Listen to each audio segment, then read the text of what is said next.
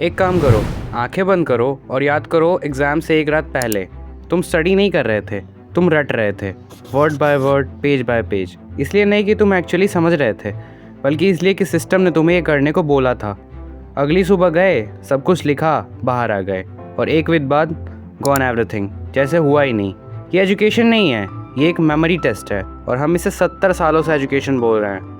आज की इस वीडियो में हम ऑनेस्टली बात करेंगे इंडियन एजुकेशन सिस्टम के बारे में, सिर्फ रेंट करने के लिए नहीं बल्कि एक्सपोज करने के लिए कि एग्जैक्टली क्या ब्रोकन है, क्यों ब्रोकन है और तुम राइट नाउ क्या कर सकते हो।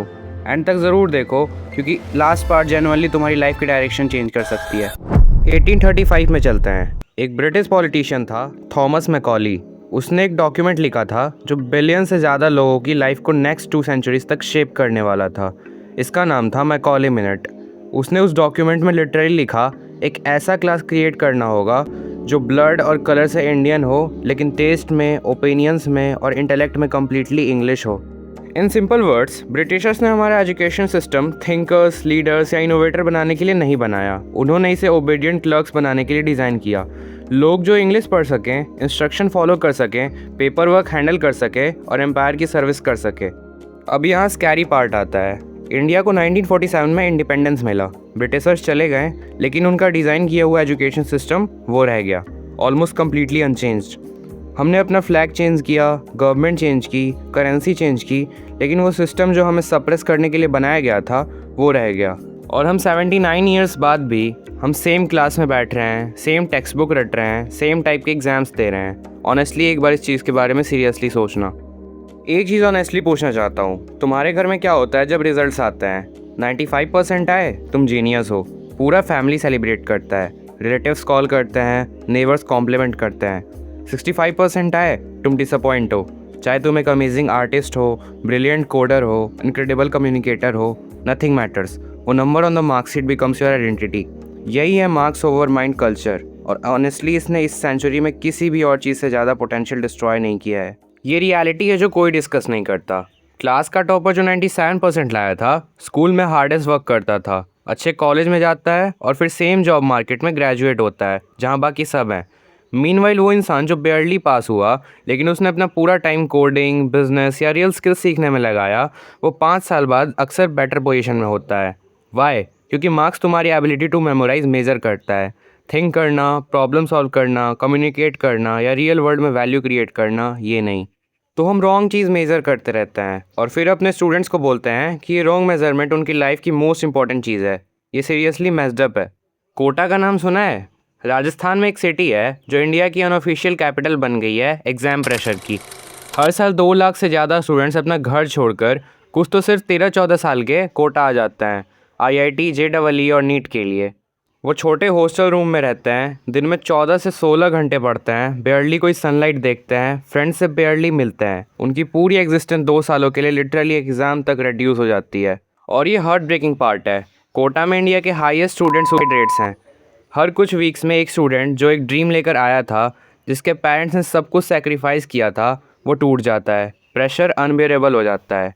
और कोटा तो सिर्फ एक्सट्रीम वर्जन है, वही प्रेशर हर एक हाउस होल्ड, हर स्कूल, हर कोचिंग क्लास में अक्रॉस इंडिया एग्जिस्ट करता है। स्टेक लाइफ और डेथ फील होती है क्योंकि सिस्टम ने उन्हें ऐसा फील कराया है। एक सिस्टम जो इतना सफरिंग क्रिएट करे बच्चों में, वो खुद को एजुकेशन सिस्टम नहीं कह सकता। ये एक प्रेशर मशीन है और हमें इसे वही कहना चाहिए जो ये एक्चुअली है। क्विकली देख लेते हैं कि इंडिया में 12 ईयर्स ऑफ स्कूल तुम्हें क्या सिखाती है। फोटोसिंथेसिस फार्मूलाज, इंडियन हिस्ट्री की हर बैटल की dates, quadratic equations, poem in 3 languages. अब देखते हैं वो सेम 12 सालों में तुम्हें क्या नहीं सिखाते। तुम ग्रेजुएट करोगे without knowing how to file a tax return, how a bank loan works, how to invest money या इन्फ्लेशन का क्या मतलब है तुम्हारी सेविंग्स में। तुम एडल्ट वर्ल्ड में फाइनेंशियली ब्लाइंड एंटर करोगे और सिस्टम ने इंटेंशनली इसे ऐसा रखा है। तुम 12 साल एग्जाम क्वेश्चंस आंसर करते हो लेकिन कोई नहीं सिखाता कि पब्लिक में कॉन्फिडेंटली कैसे बोला जाए, नेगोशिएट कैसे करें, अपने आइडियाज़ क्लियरली कैसे एक्सप्रेस करें या डिफ़िकल्ट कन्वर्सेशन कैसे हो। ये किसी भी करियर में मोस्ट इंपॉर्टेंट स्किल्स हैं और स्कूल इन्हें कम्प्लीटली इग्नोर करता है। तुम्हें सिखाया जाता है कि जो टेक्स्ट बुक कहता है वो एक्सेप्ट करो। टीचर से क्वेश्चन करना डिसरिस्पेक्ट माना जाता है, डिफरेंटली सोचना ट्रबल माना जाता है। सिस्टम जानबूझकर इंडिपेंडेंट थिंकिंग को पनिश करता है और ओबीडियंस को रिवॉर्ड करता है। ये एक्सीडेंट नहीं है, ये बाय डिज़ाइन है। पूरे स्कूल ईयर्स में क्या किसी भी टीचर ने तुमसे बैठ के कहा स्ट्रेस कैसे हैंडल करें, हेल्प कैसे मांगें? प्रोबेबली नहीं, क्योंकि सिस्टम के लिए मेंटल हेल्थ इररिलेवेंट है, सिर्फ परफॉर्मेंस मैटर करता है। कोई नहीं सिखाता कि रेज्यूमे कैसे लिखें, इंटरव्यू कैसे क्रैक करें, लिंक्डइन कैसे बिल्ड करें, नेटवर्क कैसे करें या सैलरी नेगोशिएट कैसे करें। तुम 16 साल एजुकेशन में स्पेंड करते हो और फिर कंप्लीटली अनप्रिपेयर्ड निकलो उस एक चीज़ के लिए जिसके लिए सपोजली एजुकेशन तैयार कर रही थी, करियर। इंडिया हर साल 15 लाख इंजीनियर्स प्रोड्यूस करता है, 15 लाख एवरी सिंगल ईयर, और स्टडीज़ कंसिस्टेंटली शो करती है कि इनमें से 80% अपने फील्ड में एम्प्लॉयबल ही नहीं है। डिग्री है, 4 साल और लैक्स ऑफ रुपीज़ स्पेंड किए, लेकिन एक्चुअल स्किल जो कंपनी चाहती है वो नहीं है। Y?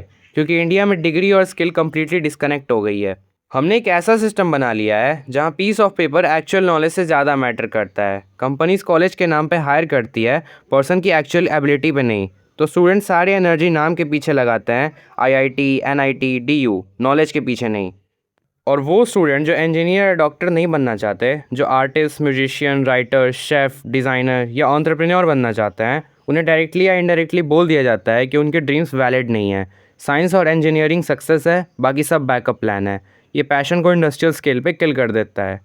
The degree trap is real और मिलियंस ऑफ यंग इंडियंस अभी इसमें फंसे हुए हैं। ऐसे करियर्स परस्यू करते हैं जो वो चाहते ही नहीं, क्योंकि सिस्टम ने उन्हें कभी नहीं बताया कि और भी ऑप्शंस एग्जिस्ट करते हैं। अब देखते हैं एजुकेशन कैसी दिख सकती है जब वो एक्चुअली स्टूडेंट्स के लिए डिज़ाइन की जाए। फिनलैंड में बच्चे 7 साल की एज तक स्कूल स्टार्ट ही नहीं करते। हाई स्कूल तक ऑलमोस्ट ज़ीरो होमवर्क होता है। 16 साल की एज तक कोई स्टैंडर्डाइज टेस्ट नहीं होता। टीचर्स वहाँ के मोस्ट रिस्पेक्टेड और हाईएस्ट पेड प्रोफेशनल्स में से हैं। फिर भी फिनलैंड कंसिस्टेंटली वर्ल्ड के मोस्ट एजुकेटेड, क्रिएटिव और सक्सेसफुल पीपल प्रोड्यूस करता है, क्योंकि उन्होंने एक चीज़ समझी जो हमने नहीं। Children will learn better when they are happy, not stressed. Japan में स्कूल के पहले 3 साल ऑलमोस्ट एंटायरली कैरेक्टर पर फोकस करते हैं। काइंडनेस, रिस्पेक्ट, परसेवरेंस, क्लीनलीनेस और एम्पैथी। एकेडमिक सब्जेक्ट बाद में आते हैं। उनका बिलीव है कि एक गुड ह्यूमन बीइंग पहले आता है, गुड स्टूडेंट बाद में। इमेजिन करो अगर ये इंडियन स्कूल में सिखाते।